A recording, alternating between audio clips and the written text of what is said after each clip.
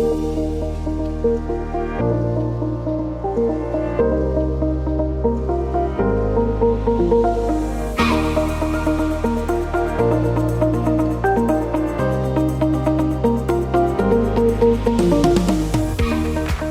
everyone, this is Dominica. This is another episode of Actor Rebuild podcast called Voices of Actor Rebuild. Greetings from Vienna, and here in studio is Ketan, originally from India, but right now based in Bremen in Germany. Also will travel to Valladolid to Spain, and the other destination he will tell us by himself. So please tell us something more about your research focuses and where are you based. Hello, Dominica. Thank you for having me here. It is delighted to being interviewed by you. So let me introduce myself briefly to you. So I am an architect. I come from India.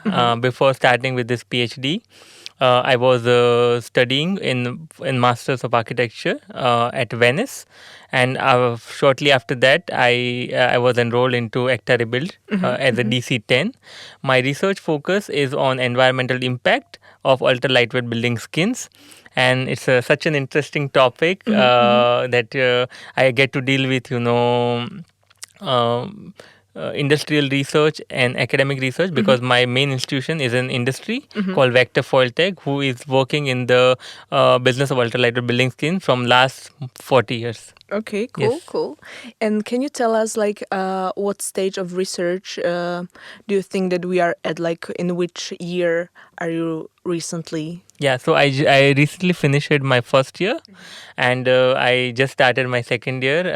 I think the first year was with a bit of hiccups. I mean, because to get settling into a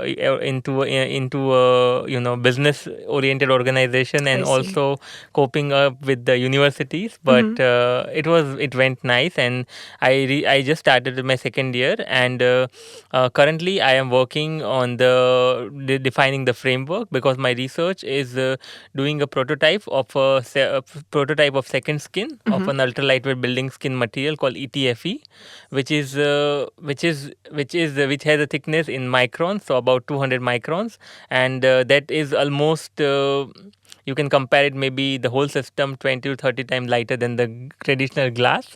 So I am working on a framework I have finished the main objective and redefining the whole research, and now I'm working toward defining the framework to realize the prototype. I see. Interesting. So can you very briefly or shortly make a recap, which gaps in the research are you trying to cover? So when the whole research idea came to me, the whole the topic introduced to me within the framework of Actor Rebuild was more towards the sustainability aspect of it. That how do we make our building more sustainable? How do we explore the concepts of retrofitting into our building, also coping up with the thermal and acoustic consideration in the retrofitting. So that was the main intention of the whole PhD, and my whole idea started with introducing the life cycle assessment as a methodology to and going with the lightest material possible to retrofit in order to reduce the environmental impact, the whole burden in the the building sector. Very interesting. Have you already experienced any exciting adventures in your PhD life that you would like to share with us?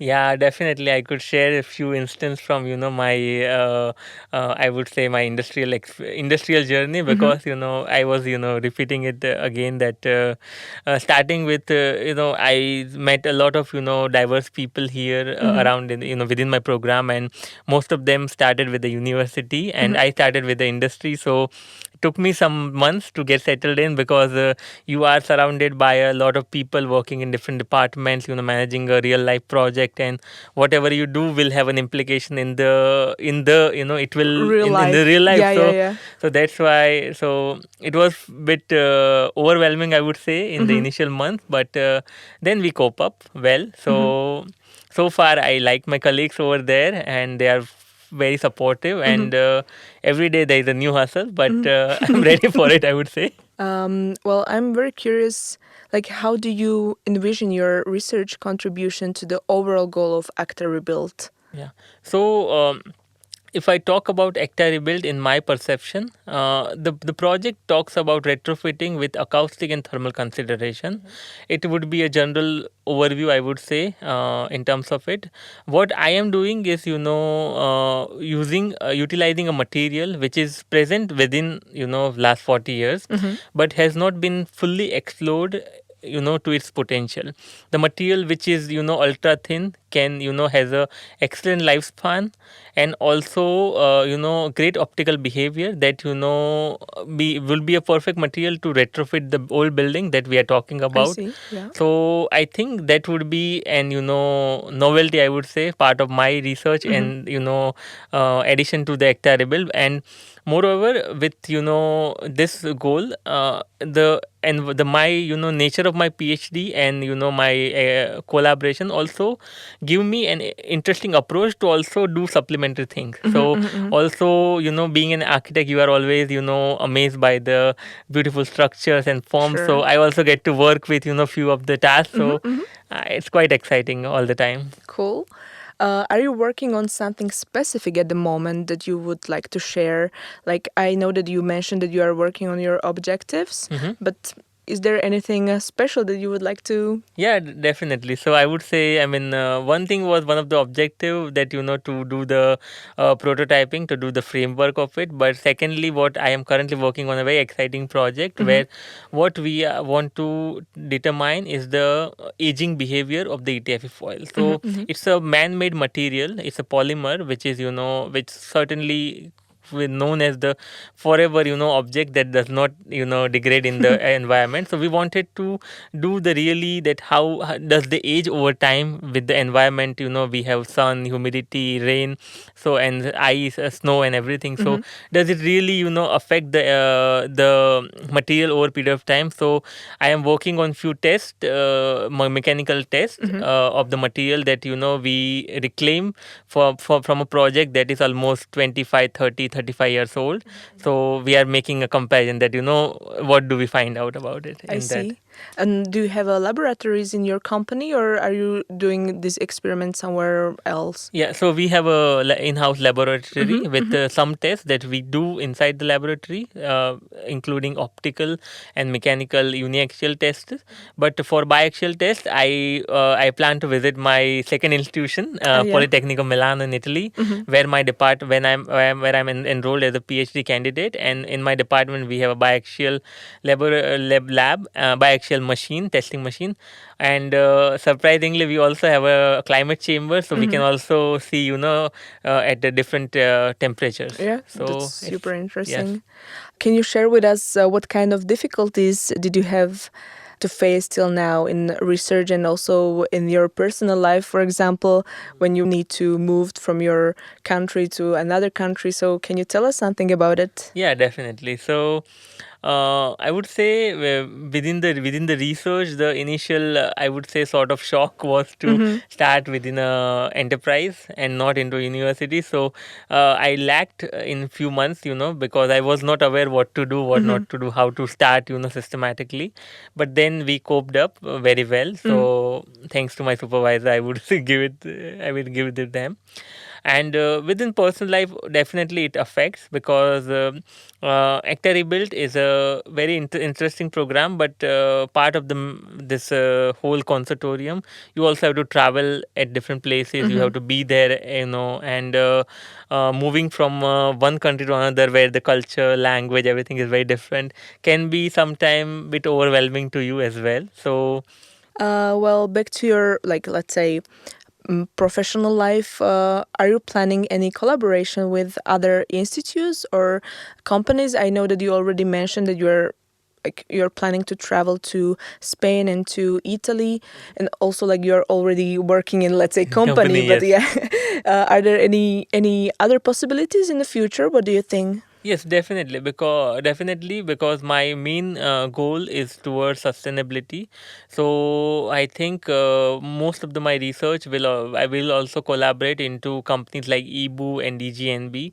These are the sustainability organizers of DGNB is a very is a state body of Germany. So I think I will also find possibility that what we are doing. I try to converse that to them so they can utilize it into a real scale project on the European level. So things like that have been planned, and also for testing facilities. So I will also try to visit and make some tests with all the accredited labs around the Europe. So it would be more appropriate that so whole the idea is that what is the output of my research should be applied to on a level where everybody have an access to it. So that is few things that I have planned. Well, so would you recommend like this PhD journey also to other young researchers? Definitely, because it's I would say, within the Actarable program and also in the whole Marie Curie Consortium, this is an interesting opportunity for every young researcher who wants to, just not move ahead in his or her own field, but also learn about interdisciplinary approaches. Yeah. Because I mean, in real life, nothing is monodisciplinary. Everything Sure. is interdisciplinary. Yeah, So nowadays everything. Yeah. it's this interdisciplinary. So it makes sense that you are also aware with this context. So definitely, I mean, I would say there might be some issues, because when you are in such a program, it is also a responsibility for you to deliver that level among your personal and professional life. You have to segregate it, but I think ultimately it's quite rewarding. So I would definitely recommend everybody to do it. So thank you very much for your time. Thank It was you. a pleasure for me. Well, and also thank you for our listeners. Well, I would just make a short recap. So here in the studio was Ketan, still based in Bremen, Germany. Please stay tuned for other PhD students and their interviews. You can find us on Instagram, Facebook, or LinkedIn. Thank you for your attention. Goodbye.